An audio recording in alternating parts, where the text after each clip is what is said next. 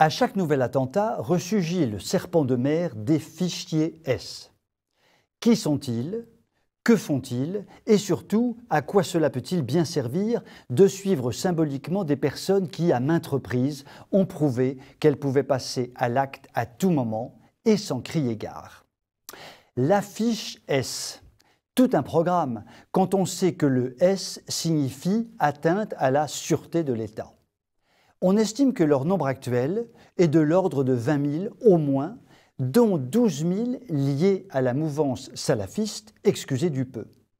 Il existe donc en France un peu plus de 20 000 personnes, l'équivalent de la population d'une ville comme Cahors ou Carpentras, susceptibles d'attenter à la sécurité publique ou à la sécurité de l'État. Et ce chiffre ne tient évidemment pas compte de tous ceux qui devraient être fichés S, probablement très nombreux. Ce fichage pose un certain nombre de problèmes. Il ne permet pas l'arrestation préventive. C'est assez logique dans un État dit de droit, avec tous les bémols que comporte cette expression. Il n'est assorti d'aucune obligation de surveillance, répondant ainsi à l'argument chéri des médias ou des politiciens de gauche, on ne va quand même pas mettre un policier derrière chaque fichier S. Mais surtout, véritable faille, le fichage a une durée limitée à 1 an.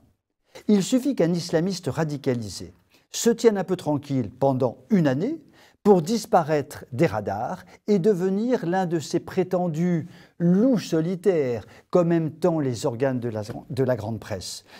En fait, le fichier S est un outil intentionnel, mais il n'est pas un outil véritablement opérationnel.